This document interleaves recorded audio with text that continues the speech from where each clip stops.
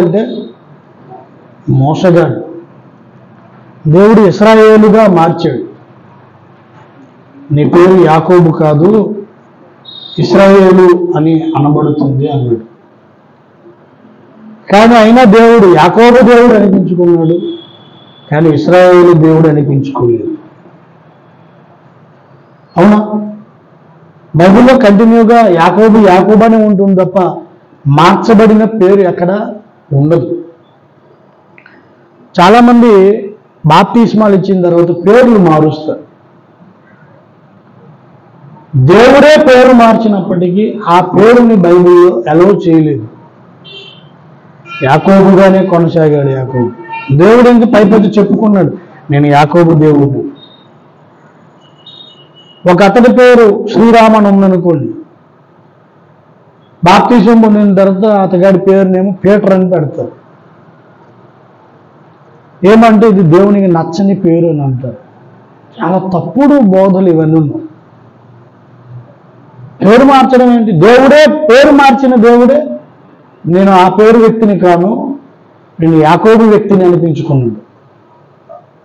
కానీ చాలామంది పేర్లు మార్చేస్తారు. ఎందుకు మార్చాలి పేరు? మారవలసింది పేరు కాదు, పాత స్వభావం మారాలి. దేవుడికి స్తోత్రం కలుగునుగాక. బాప్తిసం ఇచ్చేటప్పుడే ఆ వ్యక్తికి మనం చెప్పాలి ఏంటంటే, ఇది మన బ్రతుకు కాదు నాయన, దేవుడు ఏ దేవుడిని అయితే మనం నమ్ముకున్నామో ఆ దేవునితో యుగయుగాలు బ్రతకాలి. మనము ఆ యుగయుగాలు బ్రతికే బ్రతుకు మనం భూమి మీద మనం ప్రాక్టీస్ చేయాలి. ఆ బ్రతికనే బ్రతకాలి.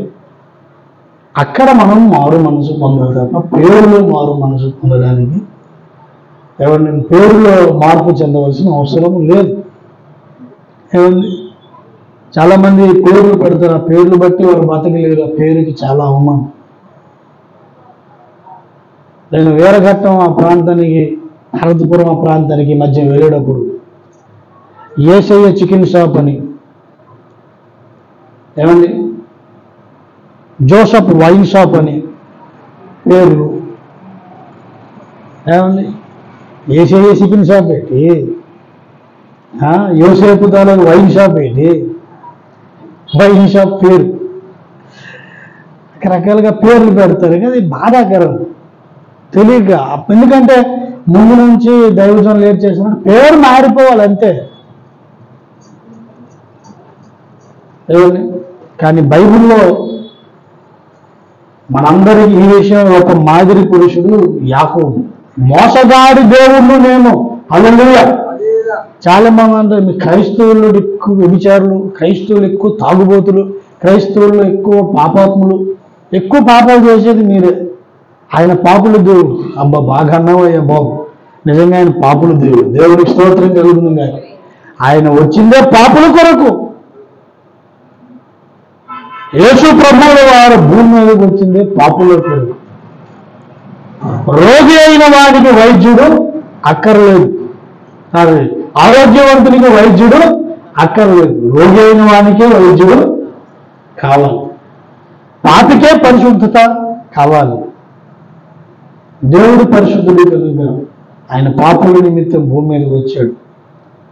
కాబట్టి క్రైస్తవులందరూ ఇలాంటి వారు గత జీవితంలో వాళ్ళు అలాంటి వారే. ఇప్పుడు మారు మనసు కొన్ని పరిశుద్ధులైనారు. దేవునికి స్తోత్రం కలుగును గాక. ఏమండి, వ్యభిచారి మారు మనసు పొందిన చరిత్ర బైబిల్లో ఉంది. ఏమండి, దయ్యాల చేత పట్టబడి బాగుపడిన వ్యక్తి బైబిల్లో ఉన్నాడు. క్రీస్తు విరోధి అయిన వ్యక్తి, క్రీస్తు భక్తుడైన చరిత్ర బైబిల్లో ఉంది. అంతకుడు మారు మనసు పొందిన చరిత్ర బైబిల్లో ఉంది. గతకాలములో, అందుకే గతకాలములో అని అంటారు హింసకుడను దోషుడు, అది గతం. గతంలో మన చరిత్రలు ఏవి కూడా పెద్ద అర్థమైనవి కావు. ఏమండి, చాలామంది మా తాతగారు, మా నాన్నగారు, మా చరిత్ర ఇది, మేము ఎలాంటి వాళ్ళము, అది ఇది అని మాట్లాడుతూ ఉంటారు. క్రైస్తవులు కూడా అన్యుడురా బాబు, ఎంత నీ తాత గొప్పడైనా అన్యుడు ఇప్పుడు నరకంలో ఉంటాడు. పలానా వాడు తాత హీనుడైనా సరే వాడు పరలోకంలో ఉన్నాడు, మారు మనిషి పొందాడు. దేవునికి స్తోత్రం. ఇప్పుడు ఎవరు గొప్ప? పరలోకంలో ఉన్నవాడే గొప్పవాడు. దేవునికి స్తోత్రం కలుగును గాక. హల్లెలూయా. ఏమండి, భూమి మీద నువ్వు ఎంత పొడిచినా, నువ్వు ఎంత పెకిలించినా, ఏమండి, నరకానికి వెళ్ళిపోతే నీ అంత అధముడు దౌర్భాగ్యుడు ఇంకొకడు ఉండడు. భూమి మీద ఏది చేయకపోయినా, అక్కరకు రానివాడివైనా, గుర్తింపు లేనివాడివైనా, పరలోకంలో స్థానం సంపాదించుకుంటే నీ అంత గనుడు లేడు. దేవునికి స్తోత్రం కలుగును గాక. అందుకే ఎప్పుడు నా చరిత్ర కోసం వచ్చింది, ఏముంది చరిత్ర అంత బూడిద, నరకపు చరిత్ర. ఏమండి, గతం నా కుటుంబ చరిత్ర కానీ, నా వంశ చరిత్ర కానీ చూసిన నరక చరిత్ర. అందరూ నరకంకి వెళ్ళిన వాళ్ళే. దేవుడు నిన్ను పట్టుకున్నాడు. దేవుడికి స్తోత్రం కలుగును గాక. నీ ద్వారా నీ వంశ చరిత్రను మార్చాలనుకుంటున్నాడు, నీ కుటుంబ చరిత్రను మార్చాలనుకుంటున్నాడు. ఇక నీ వంశము నరకములో స్థానం కాదు, పరలోకములో అని దేవుడు నిన్ను పట్టుకున్నాడు. హల్లెలూయా. నీ ద్వారా మళ్ళీ నువ్వు వెనక్కి వెళ్ళకు. నా కుటుంబీకులు, నా చరిత్ర కోసం మాట్లాడంత కంపే. ఐగుప్తు నుండి ఇశ్రాయేలు దేశానికి ప్రయాణం చేసిన వాడు మరలా ఐగుప్తు కోసం మాట్లాడినట్లు ఉంటుంది వ్యవహారం.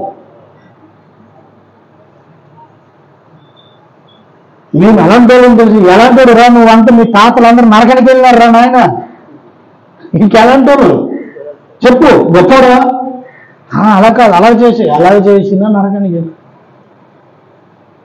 వాళ్ళు ఏం చేయకపోవచ్చు, కానీ పరలోకంలో ఉంది. దేవుడికి స్తోత్రం కలుగుతుంది. భూమి మీద అన్ని చేసి పరలోకంలో ఇంకా గొప్ప ఘనత. హల్లెలూయా. భూమి మీద అన్ని చేసి పరలోకంలో ఉన్నారు, ఇంకా గొప్ప ఘనత. అలాంటి చెప్పుకో. ఏమండి, అందుకే అన్నాడు, యెహోవా మా తండ్రి గాడా, యేసుడు మా అన్నగాడా, యెహోవా మా తండ్రి గాడా, యేసుడు మా అన్నగాడా, మహిమా గలసు దాత్మాయితే వర్షాదల్పల్ గదమా తోడా, యెహోవా మా తండ్రి గాడా, యేసుడు మా అన్నగాడా, అబ్రాహాము దావీదు మొదలై అట్టి వరభక్త శ్రేషరులే, శుభ్రాముగమా చుట్టాలై హర్షామికమా కేమి కొదువా, శుభ్రాముగమా చుట్టాలై హర్షామికమా కేమి కొదువా, యెహోవా మా తండ్రి గాడా, యేసుడు మా అన్నగాడా, పేతురాది సకల పోస్తులు పేర్మి గలమా నిజ కూటస్థులు, పేతురాది సకల పోస్తులు పేర్మి గలమా నిజ కూటస్థులు, ఖ్యాతి సభలో మేమున్నప్పుడు ఘనతానికమా కేమి వెలసి, ఖ్యాతి సభలో మేమున్నప్పుడు ఘనతానికమా కేమి వెలసి, యెహోవా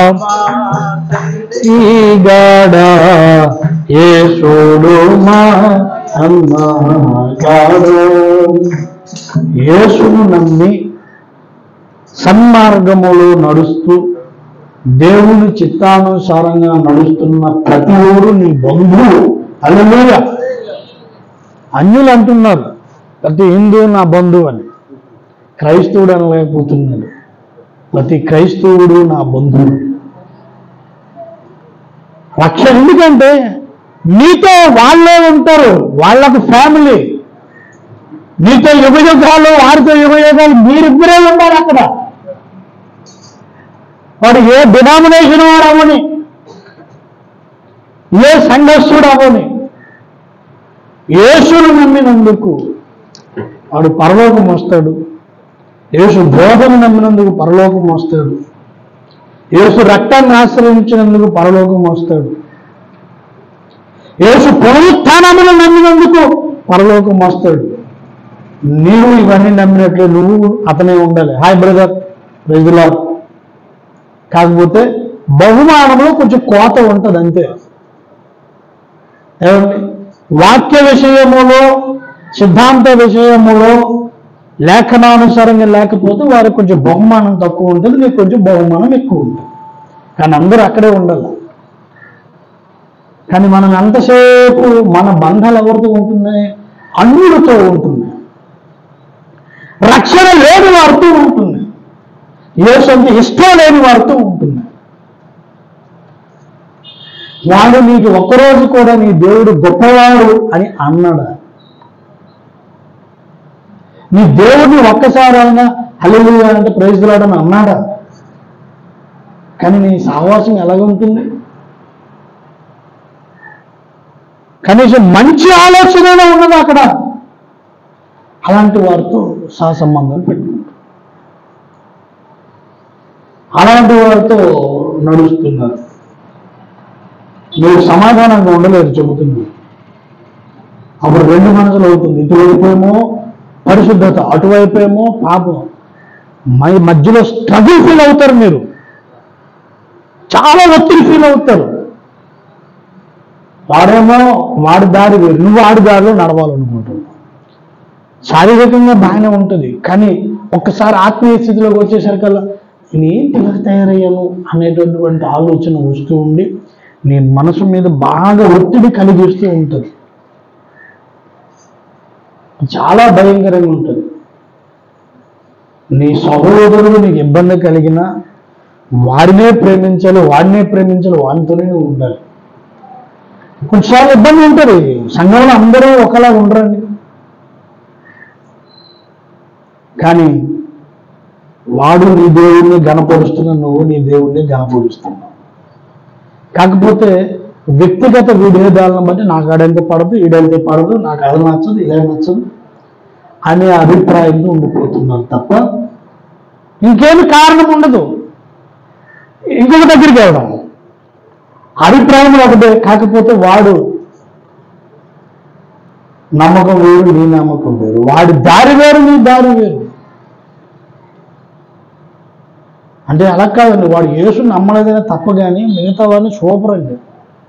ఆ సూపర్ అంతవరకే ఉండు. ఆ సూపర్ అని సరే అంటే అంతే, సూపర్ రా అని అంతే. కానీ సూపర్ అని చెప్పేసి వెళ్ళి కౌగులించుకున్నవా? సైతన్ గారు ఏ లోపం నాకు చెప్పండి. సైతన్ గారిలో ఏ లోపం? ఏమండి, యేసు కంటే కొంచెం తక్కువవాడు. మిగతా వాడిని ఇప్పుడు అన్ని పట్టుకుంటామా? మీరు అన్ని సూపర్ అండి, ఒక్క యేసుకి తక్కువ కొంచెం తక్కువ. మీకు యేసు లక్షణాలు లేవు, కానీ మీరు అన్ని సూపర్ అని వాడిని పట్టుకుంటామా? నరకానికి పోతుంది. ఎందుకంటే పెద్దలు అన్నదే మంచెప్పుడు చేదుగా ఉంటుంది, కష్టంగా ఉంటుంది. చెడెప్పుడు తీయగా ఉంటుంది, ఆనందంగా ఉంటుంది. అది క్షణికం,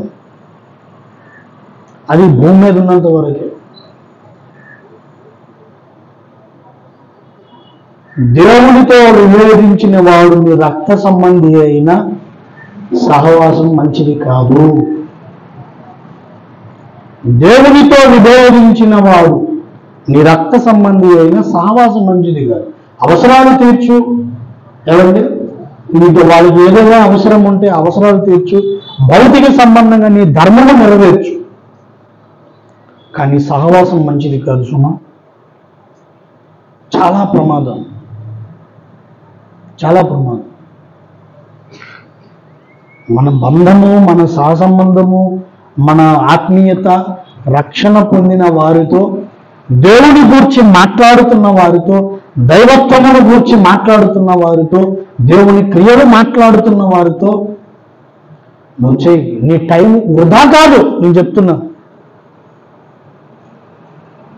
దేవుడి క్రియలు మాట్లాడుతూ, దేవుడిని ఘనపరుస్తూ, దేవుడు ఎంత అద్భుతకరుడు, చూడు ఇలా జరిగింది, ఇలా చేస్తున్నాడు అనే విషయాలు మాట్లాడుతుంటే విశ్వాసం బలమవుతుంది.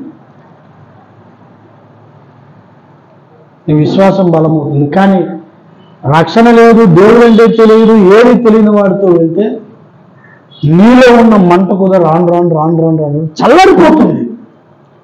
నువ్వు ఆత్మీయతలో బాగా హీనుడు అయిపోతావు, టైం వృధా అయిపోతుంది. తర్వాత ఎప్పుడో మారు మనసు పొంది ఆయన వదిలేసిన వీటి రావచ్చు, కానీ సమయం చాలా నష్టపోతావు. అయ్యో ఎంత పని జరిగిపోయింది. ఉన్న కొద్ది నిమిషాలు, ఉన్న కొద్ది క్షణం, ఈ భూమి మీద ఉన్న దినాలు సరిగ్గా వాడుకోవాలి. ఇవన్నీ చేసి మన దేవుడు నన్ను ఆశీర్వదించట్లేదు. దేవుడు అసలు ఆశీర్వాదం అంటే ఏంటో తెలుసా? సామెతల గ్రంథములో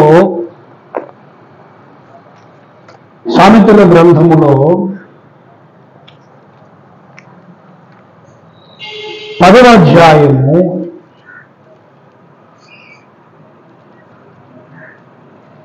6వ వచనం చూడండి. నీతిమంతుని తల మీదకి ఆశీర్వాదములు వచ్చును, బలాత్కారము భక్తిహీనుని నోరు మూసివేయును. ఎవరి మీదకి ఆశీర్వాదం వస్తుందండి? నీతిమంతుడు అంటే ఎవరు? మనకి మళ్ళీ రోమపత్రికలో రాయబడింది, యేసు రక్తము చేత కడగబడిన వాడు నీతిమంతుడు. నువ్వు నీతిమంతుడు కదా. మరి యేసు రక్తం చేత కడగబడిన వాడు ఎవడాడు? అనీతిమంతుడు. నీతిమంతుడు అనీతిమంతుడితో సంబంధం పెట్టుకున్నాడు. వీళ్ళు ఉన్న నీతి కూడా చల్లారిపోతుంది. ఆశీర్వాదము అంటేనే మొట్టమొదటిసారిగా రక్షణ పొందుకున్న వాడి మీద వస్తుంది. హల్లెలూయా. ఆశీర్వాదం అంటే రక్షణ పొందుకున్న వాడి మీదకి వచ్చేది ఆశీర్వాదం. రక్షణ లేని వాడితో నువ్వు తిరిగితే వాడి ఆశీర్వాదం రాదు కదా. ఉన్న ఆశీర్వాదం, నీకున్న ఆశీర్వాదం ఎగిరిపోతుంది. నీతిమంతుని మీదకి వస్తుంది ఆశీర్వాదం. ఆశీర్వాదం అంటే చాలా మంది నువ్వు అనుకున్నట్లు జరిగితే ఆశీర్వాదం కాదు. దేవుడు అనుకున్నట్లు నీ జీవితంలో అద్భుతం జరిగితే ఆశీర్వాదం. హల్లెలూయా. దేవుడు అనుకోవాలి. మనమేమనుకుంటాం, ఈరోజు నేను బాప్తిసం పొందాను, ఈరోజు నేను రక్షణ పొందాను, రేపటికల్లా ఏదో ఒకటి జరిగిపోవాలి. జరుగుతుంది. ఎందుకంటే మన దేవుడు ఏమన్నాడు? ఆవగింజంత విశ్వాసం ఉంటే చాలు. ఈ కొండను తీసుకెళ్ళి సముద్రంలో పారేయగలవు అన్నాడు. మరి ఆవగింజంత విశ్వాసం నేను ఎక్కడిది? ఆశీర్వాదం కావాలంటే ప్రార్థనలో కూర్చోవు.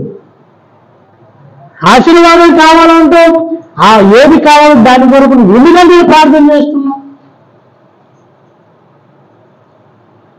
ఫలానది కావాలి, ఇల్లు కావాలి, లేదా వాహనం కావాలి, లేదా ఆరోగ్యం కావాలి, అప్పుల భారం నుండి దేవుడు విడిపించాలి. అప్పుల భారం నుంచి విడిపించాలని చెప్పి ఇంకా కొత్త కోసం చూస్తారు, కానీ దేవుడి సన్నిధిని మోకరించి అడగరు. ఈ అప్పు తీరాలంటే ఫలానోడు ఎవడైనా అప్పిస్తే బాగుంది, ఎవరున్నారు అని అడుగుతారు తప్ప దేవుడి సన్నిధిలోకి వెళ్ళి, అయ్యా నేను ఈ కారణాలు బట్టి అప్పు చేయవలసి వచ్చింది, ఆ కారణాలు న్యాయమైనవి కాకపోవచ్చు, కానీ సైతాను గారి శోధనకు లోనైపోయి నేను ఆ ఊబిలో దిగిపోయాను. ఇప్పుడు అప్పుల భారం నన్ను వేధిస్తుంది, పరిచర్య చేయలేకపోతున్నాను, దేవునికి ఇవ్వలేకపోతున్నాను, దొంగలా మారుతున్నాను. దేవునికి ఇవ్వకుండా దొంగలాంటి పరిస్థితి మారుతున్నాను. నాకు ఈ భారం నుంచి విడిపించవు తండ్రి, నా మార్గాలు సరళం చేయి అని ప్రార్థన చేయండి. దీనికి నేనేమన్నాను? వ్రతం. మీరు 3 రోజులు వ్రతం చేయండి, 5 రోజులు వ్రతం చేయండి, 12 రోజులు వ్రతం చేయండి, ఇదే ప్రార్థన కంటిన్యూ చేయండి.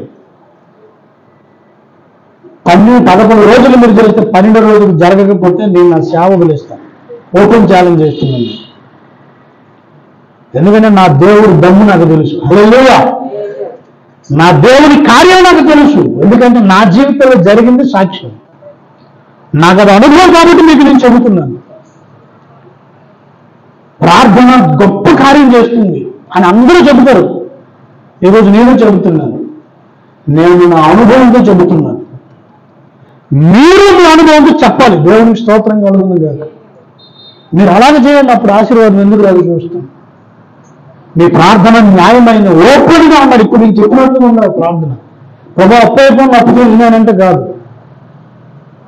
నువ్వు ఓపెన్ ఎందుకు అయ్యావు, ఏ సందర్భంలో అయ్యావు, దేవుని బట్టి అయ్యావు, అది న్యాయమైనదా కాదా దేవుడికి చెప్పు. అప్పుడు దేవుడే చెప్తాడు నువ్వు చేసిన తప్పు రైట్. అప్పుడు నీలో పశ్చాత్తాపం మొదలవుతుంది. అయ్యో ఎందుకు చేశాను ఈ పని. అప్పుడు దేవుడు క్షమాపణ ఇస్తాడు. సరేలే అయిపోయింది, ఈ అప్పు నేను తీసేస్తున్నాను అంటాడు. దేవుడికి స్తోత్రం కలుగుతుంది. ఇలాగ చేయాలి ప్రార్థన. ఇది అప్పు కోసం. ఇక తప్పు కోసం చాలా మంది పాపంలో తప్పులు ఊపిలు అలా వెళ్ళిపోతూ ఉంటారు. పాపం ఎక్కువ చేస్తే నువ్వు ప్రార్థన చేయలేవు. ప్రార్థన చేస్తే పాపం చేయలేవు. దేవుడికి స్తోత్రం కలుగుతుంది కాదు. ఇక పాపం చేసుకుంటూ నీకు ప్రార్థన రాదు, ప్రార్థన చేయలేవు. ఇలాంటి సందర్భంలో ఎప్పుడో ఒకప్పుడు దేవుడు నీతో మాట్లాడుతాడు. నాయన, ఆ ఊరి నుండి నువ్వు బయటికి రావడానికి ఇష్టపడట్లేదా? ఇష్టపడుతున్నాను కానీ బలహీనుడిని అయిపోయాను స్వామి. ఏమండి, అది తాగలేక ఉండలేకపోతున్నాను, చెడు చూడలేక ఉండలేకపోతున్నాను. చెడు అది కొంతమంది ఇంకొక రకరకాల ఊబులు ఉన్నాయి. సైతం కనిపెట్టిన ఎంతసేపు చెడు మాటలను ప్రచారం చేయడమే వాళ్ళ పని. అదొక పెద్ద పాపం, ఊబి. ఎంతసేపు ఎదుటివారి గురించి తప్పుగా ఆలోచించుకోవడమే పాపం, అదొక ఊబి. ముందు వెంటనే ఏదైనా వినంటే నెగిటివ్గా వస్తే ఆలోచన తప్ప ఎప్పుడు పాజిటివ్ రాదు, అదొక ఊబి. ఇలాంటి ఊబిలో ఉండిపోతున్నవాడు సరిగ్గా ప్రార్థన చేయలేడు. అప్పుడు మనం ఒక్కసారిగా యూటర్న్ తీసుకోవాలి. ప్రభువా నన్ను క్షమించని చెప్పి ఈ ఊరి నుండి దేవుడు నన్ను విడిపించాలని నువ్వు కంటిన్యూగా ఏ కారణం చేతి ఇలా మారావు, ఏ పరిస్థితిని బట్టి ఇలా చేయవలసి వచ్చి ప్రశాంతంగా గుడి దగ్గర కూర్చొని దేవుడితో మాట్లాడు. ఈ రోజు నీకు దొరకలేదు సమాధానం, రేపు కూడా అలాగే మాట్లాడు. ఎందుకు అలాగే మాట్లాడు? అలాగే మాట్లాడు ఈ ఒక్క విషయం బట్టి. ఎందుకంటే ఇది నీ వ్యక్తిత్వాన్ని నాశనం చేస్తుంది, నీ క్యారెక్టర్ని నాశనం చేస్తుంది. రాను రాను రాను రాను నీలో ఉన్నటువంటి నీ వ్యక్తిత్వం అలాగ కొరుకు పండు ప్రాకినట్టు క్యాన్సర్ మొత్తం నీ వ్యక్తిత్వాన్ని నాశనం చేస్తుంది. ఇలాంటి ఊబిలు, దాని నుంచి నువ్వు విడుదల పొందాలి, ప్రార్థన చేయాలి. అప్పుడు నువ్వు నీకు ఆశీర్వదిస్తావు. ఆశీర్వాదం ఎలా ఉంటుందంటే చెప్పనసఖ్యమైన ఆనందం. కొన్ని కోట్లు ఇచ్చి నీ పక్కన ఉన్న ఒక మంచి వాహనంలో తిరిగిన రాని ఆనందం, తెలియని సంతోషం, గొప్ప సమాధానం నీలోనికి వస్తుంది. నేను అనుభవించానండి ఆనందం. ఈ క్షణంలో నీకు ఏడు కావాలి, నాకేడు వద్దు బాబు, ఈ క్షణం నేను చచ్చిపోతే బాగుంది. ఎందుకంటే మరలా ఈ ఆనందం దొరకదేమో, నాకు అంత జాయ్గా ఉన్నాను నేను. ఎందుకంటే ఇంకో క్షణంలో ఏం జరిగిపోతే తెలియదు, కానీ ఈ ఆనందం నేను నా జీవితంలో అనుభవించలేదు. అంత ఆనందం వచ్చేసింది. నేను నా పాపాన్ని జయించాను, నేను నా శోధనను జయించాను, నాకు దేవుడి నుండి సమాధానం దొరికింది. ఇది ఆశీర్వాదం. రక్షణ పొందిన వానికి దొరికే ఆశీర్వాదం ఇది. వాడు కొంతమందిని మండించగలడు. దేవుని స్వరముడు ఉన్నవాడు అనేక మందిని నడిపించగలడు. మోషే దేవుని స్వరాన్ని విన్నాడు. దేవునికి స్తోత్రం కలుగును గాక. ప్రభువా నీవెవరు? నేను ఉన్నవాడునన్నవాడును. దేవుని స్వరం, నీ చెప్పులు విప్పినా. తప్పు చేశాడు మోషే, చెప్పులు వేసుకుని నేను చెప్పులు విప్పినా. విప్పి వచ్చిన తర్వాతే దేవుడు ఎవరన్నది తెలిసింది. దేవుని స్తోత్రం కలుగును గాక. దేవుని స్వరం విన్నాడు, మారు మనస్సు పొందాడు, దేవుడు ఎవరన్నది తెలుసుకున్నాడు, ఎలా బ్రతకాలో తెలుసుకున్నాడు. ఆజ్ఞలను బట్టి అనేక మందిని నడిపించాడు. దేవునికి స్తోత్రం కలుగును గాక. ఈ అనుభవం నీలో నాలో ఉన్నది. దేవుడు ఎవరని తెలుసుకున్నాం, తర్వాత దేవుడు ఎలా నడవాలో మనకు చెప్పాడు. అక్కడ ఫెయిల్ అయిపోయాం. ఎప్పుడైతే అక్కడ మనం ఫెయిల్ అయ్యామో మిగిలిన వాళ్ళని నడిపించలేకపోతున్నాం. దేవుని మార్గాలను అనుసరించినప్పుడల్లా నీవు దేవునిలోని అనేక మందిని నడిపించిన వాడు అవుతావు. దేవుని మార్గమును వదిలేసినప్పుడు నువ్వెవరిని నడిపించలేవు. చూడండి కదా,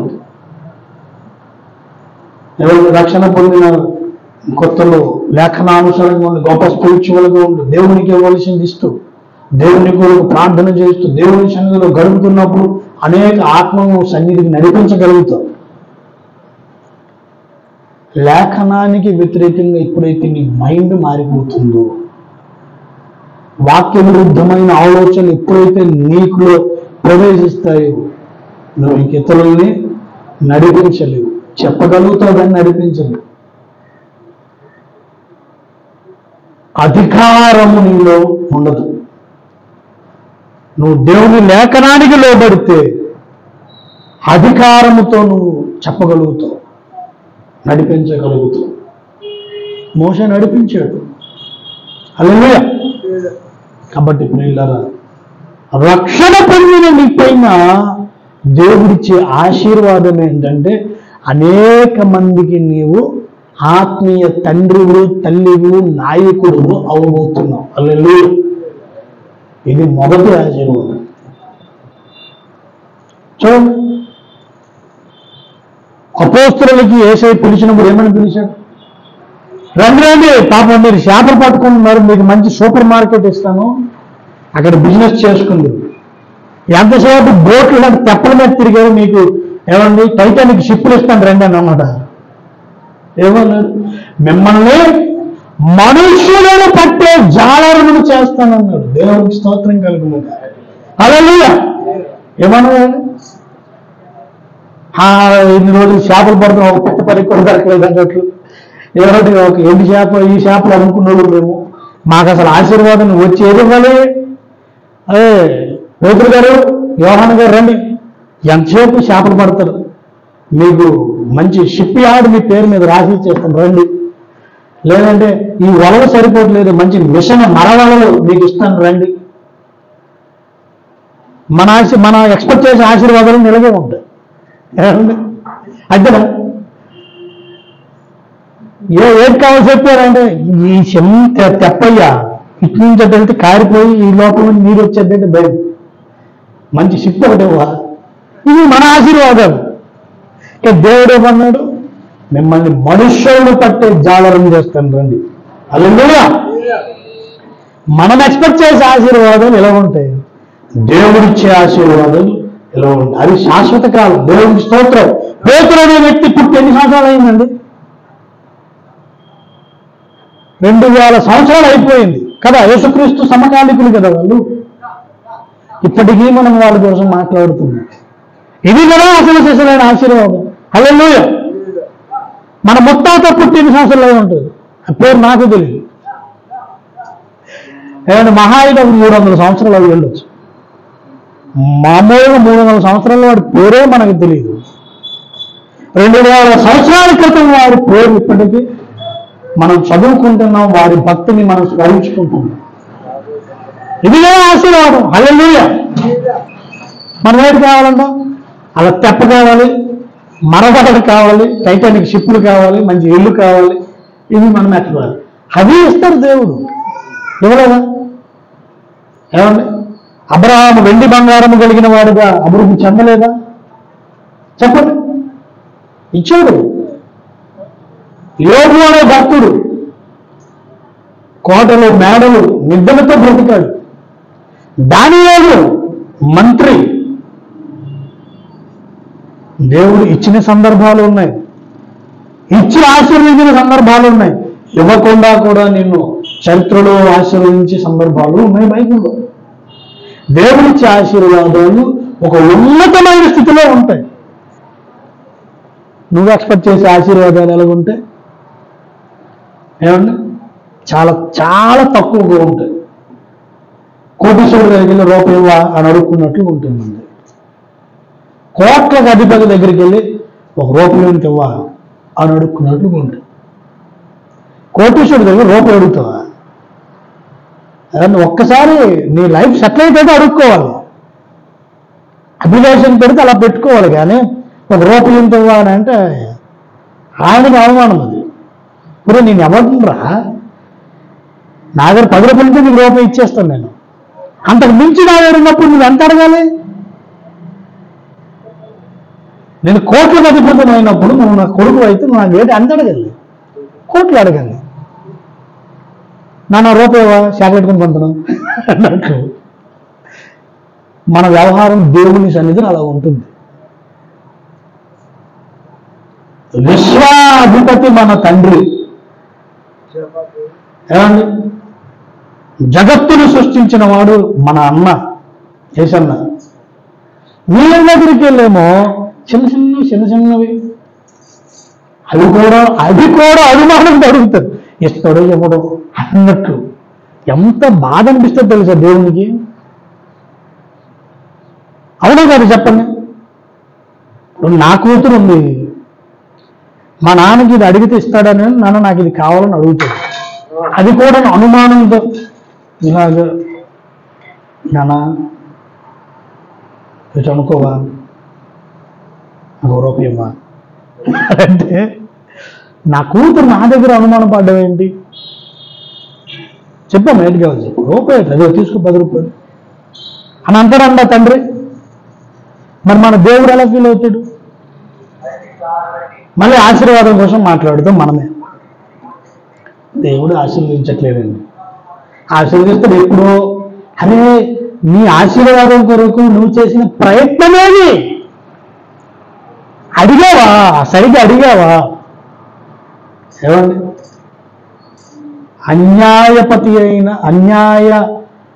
అన్యాయస్తుడైన న్యాయాధిపతి గురించి మనకు బైబిల్లో ఉంది. విసుగగా అడుగుతుంది. అసలు ఆ పేరు అన్యాయస్తుడు, ఆయన అడుగుతుంది నన్ను న్యాయం చేయాలి. లాస్ట్కి చేశాడు. మనమేమో దేవుని దగ్గర అడగము. దేవుడి దగ్గర నుంచి ఏదైనా మనకి ఏమన్నా అనుకూలంగా లేకపోతే దేవుడి మీద అలిగేస్తాము, సంఘం మీద అలుగుతాము, దైవజనుల మీద అలుగుతాము. తిన్నగా వెళ్ళిపోయి వీటితో సంబంధం లేని అన్నిటితో సంబంధం పెట్టుకుంటాం. లాజిక్ ఉన్న దేవుడు అని పేరు చెప్తావు. ఇప్పుడు నువ్వు ఆడితో సంబంధం ఆడేమని ఇవ్వగలడా? నీకు ప్రార్థనాత్మని ఇవ్వగలడా? కృపావరాలు ఇవ్వగలడా? మనుషుల పట్ల జాలర్ని చేయగలడా? నీకు సువార్తకు అనుకూలించగలడా? సువార్త చెప్పించగలడా? నీ సువార్త వినగలడా? నీతో పాటు సంఘానికి రాగలడా? అసాధ్యం. ఎందుకంటే నిన్ను వాడు మార్చాలని ప్రయత్నం చేస్తున్నాడు. అలాంటి వాళ్ళతో మన సంబంధాలు ఉంటాయి. ఎక్కడ ఆశీర్వాదం వస్తుంది? నీకు ఆశీర్వాదము కావాలి అంటే పూర్ణ విశ్వాసం ఒకటి ఉండాలి. మళ్ళీ దేవుని స్తోత్రం కలుగును గాక. పూర్ణ విశ్వాసం. ఏమండి, దయచేసి చూడండి. ఇలా మనం చదివిన మూలవాక్యం చదివినటువంటి ఆ యాకోబు పత్రికలోనే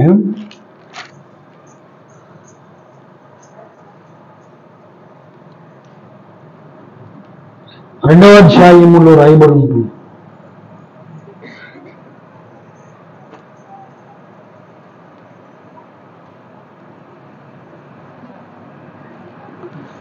వచనం చదవండి. అలాగే విశ్వాసము క్రియలు లేనిదైతే అది ఒంటిగా ఉండి మృతమైన తగును. విశ్వాసము క్రియలు లేనిది ఒంటికి ఒంటరిగా ఉండిపోతుంది, అది చచ్చిపోతుంది. అంటే ఏంటి చెప్పండి? ఇప్పుడు నీ దగ్గర ఒక షర్ట్ ఉంది, మంచి ఖద్దరు షర్ట్ ఉంది, మీద కప్పుకోవడానికి ఒక శాలువా ఉంది. ఎదురుగా ఒకడు ఉన్నాడు, వాడికి షర్ట్ లేదు, వాడికి చలేస్తున్నాడు. వాడు ఇలాగే ప్రార్థన చేసుకుంటున్నాడు. వాడికి ఏం కావాలి, స్వెటర్ కావాలనో లేకపోతే ఇంకేదో ప్రార్థన చేసుకున్నాడు. నువ్వు వెళ్ళి అలాగే ప్రార్థించి, దేవుడు తప్పకుండా నీకు స్వెటర్ ఇస్తాడు. తప్పకుండా ప్రార్థనలో దేవుడు గొప్ప కార్యం చేస్తాడు బ్రదర్. అలాగే ప్రార్థించి నువ్వు వచ్చేసావు అనుకో. ఎందుకు వచ్చేసావు నువ్వు? నా సాలువా నేను ఏమంటే ఇది నాకు ఒకటే ఉంది, మరి లేదు నాకు. ఇది నేను ఇచ్చేస్తే మరి నాకు కూడా ఉండదు, అందుకనే నేను ఇవ్వట్లేదు. జాగ్రత్త వినాలి. ఒకటే ఉంది, ఇది కూడా నేను ఇచ్చిస్తే మరి నాకు మరి ఉండదు. నేను ఆయనకి ఇచ్చేస్తే నాకెవడు ఇస్తాడు?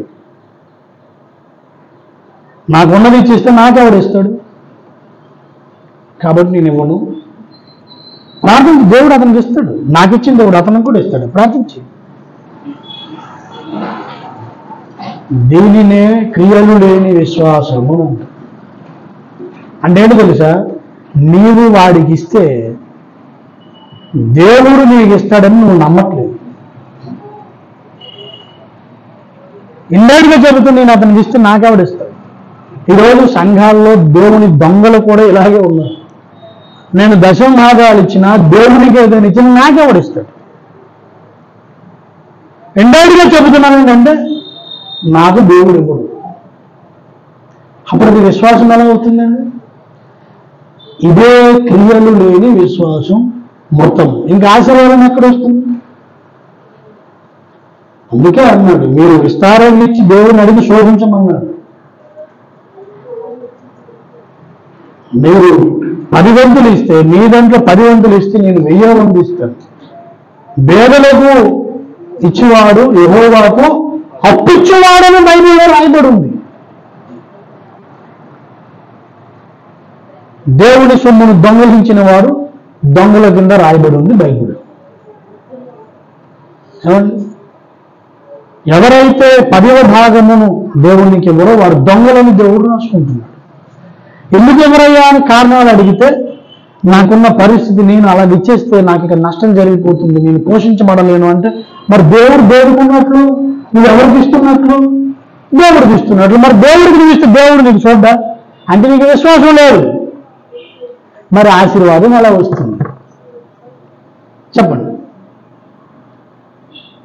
నువ్వు ఆత్మీయంగా ఆశీర్వాదం పొందలేవు, శారీరకంగా ఆశీర్వాదం పొందలేవు.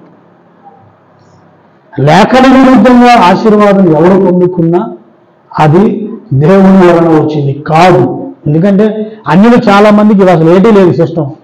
మరి వారు దేవుని ఆశీర్వాదం అవుతుంది. అయితే అది ఆశీర్వాదం అనుకుంటే నువ్వు తప్పు. ఎందుకంటే ఇందాక అనుకున్నటువంటి టైటానిక్ ఆశీర్వాదం అది. ఎవరండి? అసలు శిశులైన ఆశీర్వాదం అంటే నీ శారీరక ఆశీర్వాదము ఆత్మ సంబంధమైన దానిగా కూడా ముడుకొని ఉంటుంది. హల్లెలూయా. నీ వ్యక్తిత్వ నిర్మాణం సరిగ్గా ఉంటుంది. ధైర్యం కలిగి ఉండదు. నేను దేవునికి ఇచ్చేస్తున్నాను, నేను దేవుని కొరకు ప్రయాసపడుతున్నాను, నేను ప్రార్థన చేస్తున్నాను, నేను విశ్వాసం కలిగి ఉన్నాను, నేను అనేక మంది సువార్త ఇవన్నీ ఉన్నప్పుడు నువ్వు నిజంగా నీతిమంతుడు అవుతావు. అప్పుడు సామెతల గ్రంథంలో రాయబడిన మాట నీ నెలవరకులో నెరవేరుతుంది. ఏంటి తెలుసా? నీతిమంతుడు సింహము వలె ధైర్యము కలిగి ఉంటాడు. దేవునికి స్తోత్రం కలుగును గాక. వాడు ఏ విషయంలోనూ మరి భయపడు. ఎందుకంటే లేఖనం నెరవేరుస్తున్నాడు వాడు. ఏ విషయంలోనూ భయం ఉండదు. ఏమంటే దేవుని దగ్గర నేను భయముతో వెళ్ళవలసిన పని ఉండదు. ఈ విషయంలో ఎక్కడవుతాడు దేవుడు? చెప్పునైనా నీకు ఇచ్చిన ఆర్థిక ఆశీర్వాదములలో నువ్వు చేసిన 10వ భాగము, తీసిన 10వ భాగం ఎంత? అంటే అన్ని చేశాను కానీ ఇది కొంచెం నాకు ఎందుకో చాలా మనసు రాలేకపో, నేను చేయలేకపోయాను. నాన్న పక్కకి వెళ్ళిపో చెప్పినైనా నువ్వు ఎంత ప్రార్థన చేస్తావు నీకు ఇచ్చిన టైంలో, నేను అన్ని చేయగలుగుతాను, నేను దశంభాగం కూడా ఇచ్చేస్తున్నాను, కానీ ప్రార్థన దగ్గరికి వచ్చేసరికల్లా ఎందుకో కొంచెం నాకు టైం సరిపోవట్లేదు. నేను ఎంత బిజీ తెలుసా, నేను ఎంత బిజీ అనుకున్నాను, నాకు టైం అసలు సరిపోదు. పక్కకెళ్ళరా నాయన నువ్వు, నేను ప్రార్థన చేస్తున్నాను, నేను దశంభాగం ఇస్తున్నాను, కానీ ఈ గురించి చెప్పడానికి నాకు చిన్న మొహమాటం వచ్చేసింది. ప్రభు ఏటోళ్ళు కొంటారు ఏటోళ్ళు, నేను యేసుని నమ్ముకున్న బాబు అని చెప్పడానికి నాకు చిన్న మొహమాటం వచ్చేసింది. అయితే నీవు కూడా నాకు ఎవడుతుంది సైడ్కి వెళ్ళరా బాబు. మనలో ఉండి చిన్న చిన్న లోపాలు అనుకుంటున్నావు, మన భారీ లోపాలు,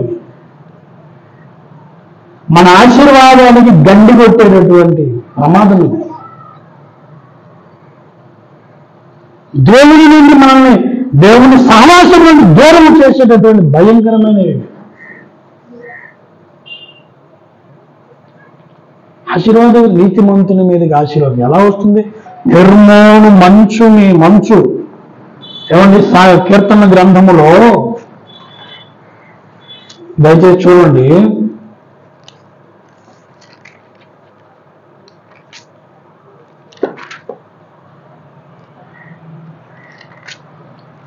సహోదరులు ఐక్యత కలిగి ఉండుట అనే చాప్టర్ ఉంటుంది కదా, ఎంత రమ్యము ఎంత మనోహరం అని రాయబడి ఉంటుంది, దానిలో ఉంటుంది. చూడండి దయచేసి.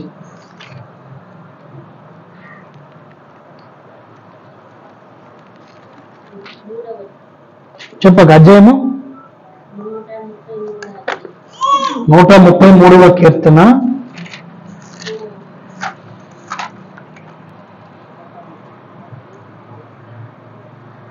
'చదవండి. సియోను కొండల మీదకి సహోదరుల ఐక్యత కలిగి నివసించుట ఎంత మేలు, ఎంత మనోహరము.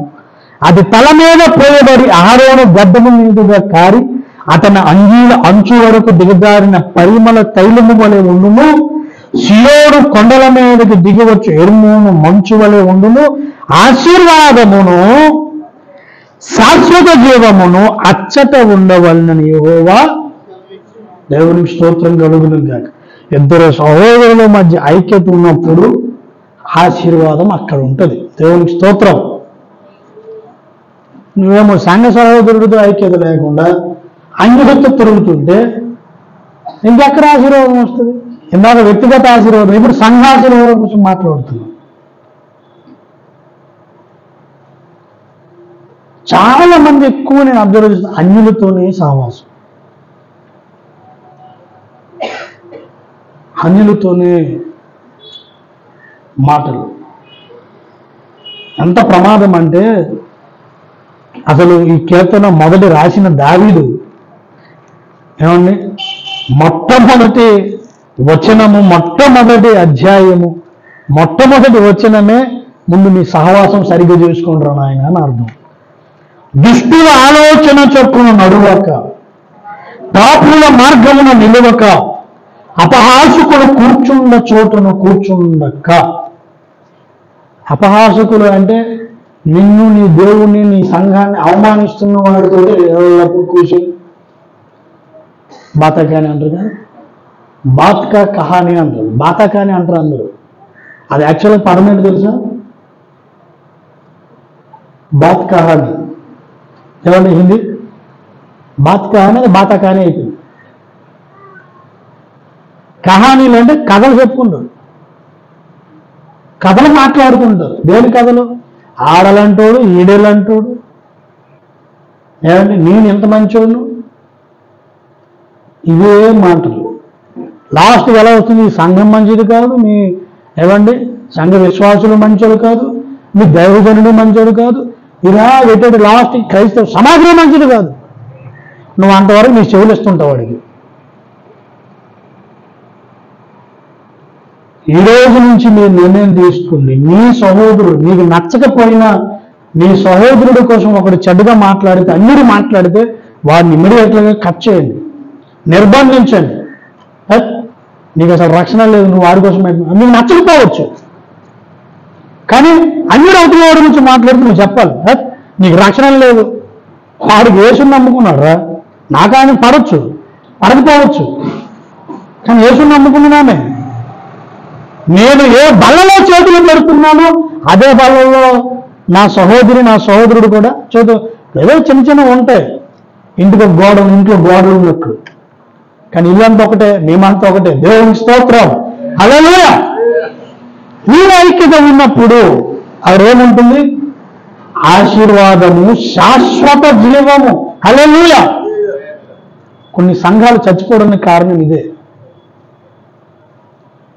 ఎందుకంటే ఒక సహోదరుడు ఒక సహోదరికి ఏమండి ఆమె అలాంటిదే, ఈమె అలాంటివాడు, ఆమె అలాంటివాడు అని చెప్పి మూడో వ్యక్తితో తగ్గు పెట్టుకుంటారు. అన్యుడు వాడికి రక్షణ లేదు, వాడి దగ్గర నువ్వు తీసుకెళ్ళి చెప్తాడు ఆయన. రక్షణ లేని వాడి దగ్గరికి వెళ్ళి నీ తగ్గు. ఎప్పుడైతే మూడో వ్యక్తిని సంఘంలో జరబడి తగ్గు తీరుస్తున్నాడో అప్పుడే నీ సంఘం పోయిందని అర్థం. రక్షణ లేని వాడి దగ్గరికి వెళ్ళి నువ్వు కహాని చేయడం మంచిది కాదు. నీ సహోదరుని, నీ సంఘములో ఉన్న ఆడబిడ్డ, నీ చెల్లి, నీ అక్క, వారి గురించి రక్షణ లేని వారు తీర్పు తీరిస్తే వెంటనే వారిని ఖండించడా. ఆమెకేంట్రా బాబు, నువ్వు చచ్చావనుకో నరకం కాదు, ఆమె చెడ్డగా అంటున్నావు కదా, కానీ ఆమె చేస్తే తప్పకుండా పరలోకంకి వెళ్తుంది. దేవుడికి స్తోత్రం కలుగును గాక. నువ్వు ఆమె కోసం మాట్లాడు, నీ స్థాయి ఎక్కడ వస్తాయి. అప్పుడు ఎంత దూరం అవుతుంది తెలుసా? నక్కకి నాకలోకం అంటారు కదా, నాగా కాదు నాక అంటే పరలోకం. మనందరం నాగలోకం దిశ నాగలోకం, దాని పేరు నాకలోకం. నాకలోకములను సృజించిన నాదుడేసుని గొల్వరే, నాకలోకములను సృజించిన నాదుడేసుని గొల్వరే. అందునాడు ప్రజాపతైవాడు అతని గుణములు బాడరే. నాకలోకం అంటే అది పరలోకం, స్వర్గలోకం అన్నమాట. దాన్ని పండిత మహా పామరులు నాగలోకంగా చేసి దానికి ఒక దేవతను సృష్టించి ఏమండి దానికి ఒక చరిత్రను సృష్టించారు మళ్ళీ రచనలు. అది నాగలోకం కాదు, నాకలోకం. నక్కకే నాకలోకం అంటారు కదా. ఏమండి ఈ అన్యుడు క్రైస్తవుడు చనిపోతే ఈడు ఎక్కడో ఉంటాడు, నువ్వేమో నాకలోకంలో ఉంటావు. హల్లెలూయా. అలాంటిది నువ్వు వాడి కోసం ఎందుకురా మాట్లాడుతూ? నువ్వు రక్షణ పొంది అప్పుడు మాట్లాడు, ఇది ఒక రకమైన సువార్త అవుతుంది అప్పుడు. హల్లెలూయా. అర్థమైందా? ఎవరైనా మాట్లాడుతున్నప్పుడు నువ్వు రక్షణ పొంది వాడి కోసం మాట్లాడు. నీకు ఎంత ఈ లోకంలో స్టేటస్ అన్నీ ఉన్నా వాడితో నువ్వు అప్పటికీ సరితూగలేవు. ఇది మాట్లాడండి. నీ సహోదరుడి కొరకు, నీ సహోదరి కొరకు ఎవరైనా తప్పుగా మాట్లాడుతుంటే వారికి మాట చెప్పండి. నీకు భూమి మీద ఎంతున్నా, నేను ఆడేవరా నాతో, నీకు ఎంతున్నా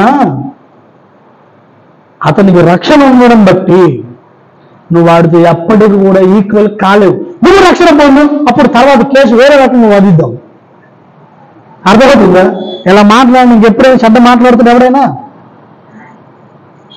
ఒకరి గురించి ఎవరు చెడ్డగా మాట్లాడగలడా?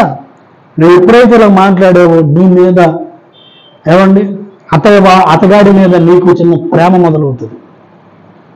ఈ విషయం విన్న తర్వాత అతనిలో కూడా నీ మీదుగా పాజిటివ్ సెన్స్ మొదలు. ఇంతకుముందు అడదు అనే అభిప్రాయం పోయి మనమందా ఒకే తండ్రి కొడుకులం, ఒకే తండ్రి కూతుళ్ళం, ఒకే తండ్రి బిడ్డలం అనే అభిప్రాయం వస్తుంది. దేవునికి స్తోత్రం కలుగుతుంది. అప్పుడు సహోదరుల మధ్య ఐక్యత పుష్కలం ఉండదు. అప్పుడు ఏమవుతుంది? ఆశీర్వాదం అచ్చట ఉండును. హల్లెలూయా. ఆశీర్వాదం ఎచ్చట ఉండును. సహోదరుల ఐక్యత ఎక్కడ ఉంటుంది అక్కడ ఆశీర్వాదం ఉంటుంది, పుష్కలంగా ఉంటుంది. ఇంకేముంటుంది? నిత్య జీవం కూడా అక్కడే ఉంటుంది. వారిలో జీవం పోటు, వారు ఆత్మీయంగా బలహీనులు కారు, ఎల్లప్పుడూ బలంగా ఉండగలుగుతారు. ఈరోజు చాలా కొండల మీద ఉన్న సంఘాలు కూడా బలంగా ఉండడానికి కారణం ఈ ఒక్క పాయింటే. వాళ్ళకి లేనిపోడు ఉండొచ్చు, కానీ మేమంతా దేవుని పిల్లలమండి, మేమంతా సంఘస్థులం. యేసు రక్తము ఒకే రక్తం. ఇప్పుడు ఆదివారం అయ్యేసరికి ప్రార్థన చేసిన తర్వాత ఆ ఒక్క రక్తం ఇక్కడ ఉన్న వాళ్ళందరూ తీసుకుంటారు. ఆ ఒక్క రక్తం అందరిలోనూ ప్రవహిస్తుంది. ఆ ఒక్క శరీరం అందరిలోనూ కలుపుకుని ఉంటుంది. ఇప్పుడు ఒకే రక్తం ఒకే శరీరంలో తీసుకున్న మేము వేరే వాడితో కలిసి నీ సహోదరుని గురించి చాడీలు చెబుతుంటే అప్పుడు నీలో ఉన్న శరీరం, నీలో ఉన్న రక్తం నిన్నేమి చేయకుండా ఉండగలుగుతుందా? అది కూడా బైబిల్లో రాయబడి ఉంది. అయోగ్యంగా కనుక నువ్వు తీసుకుంటే ఏమవుతుంది? కొందరు నిద్రించారు, రోగాలు పాలయ్యారు, బలహీనులైనారు.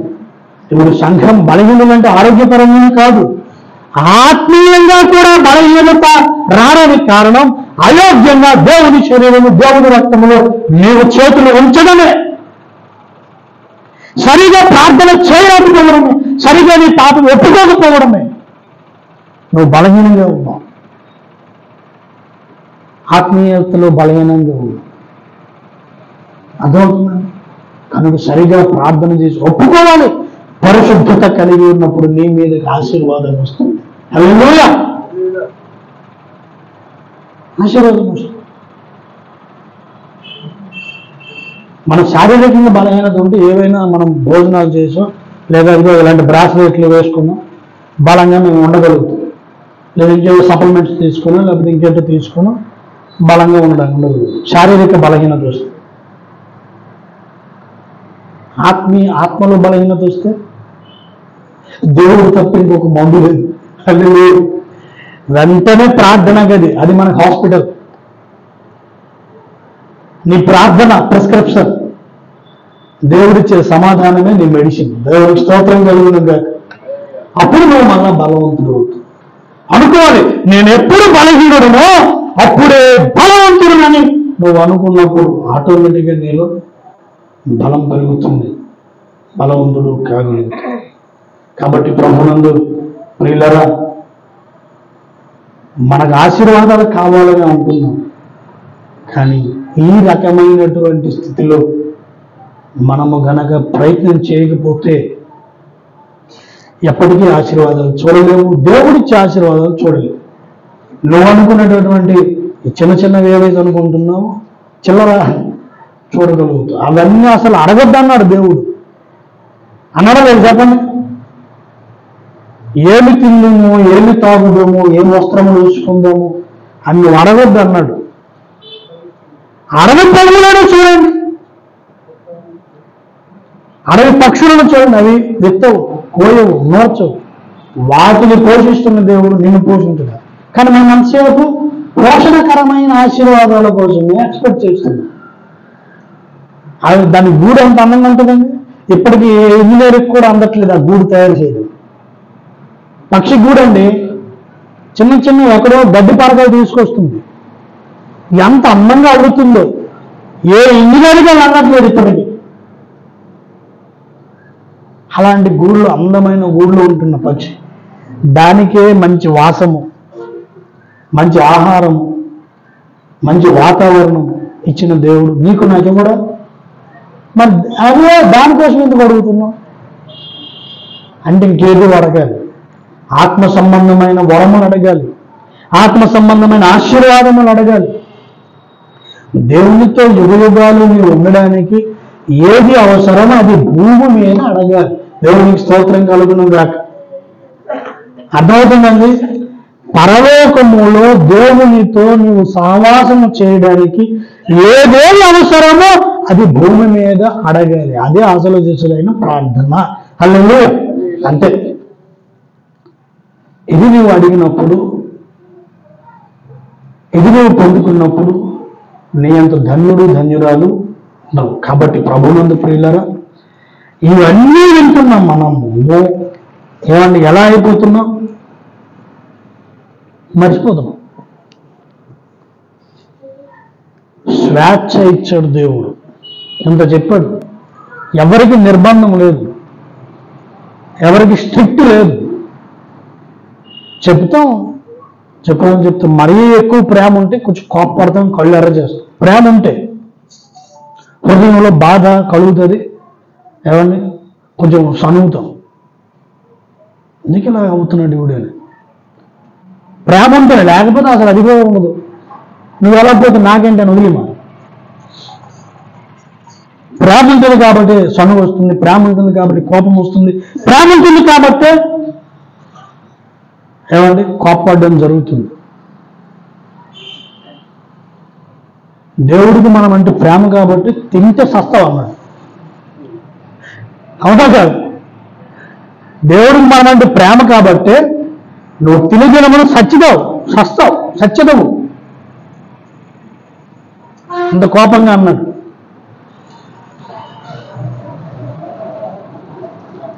ప్రేమ లేని దగ్గర కోపం ఉండదు, ప్రేమ ఉన్న దగ్గరే కోపం ఉండదు.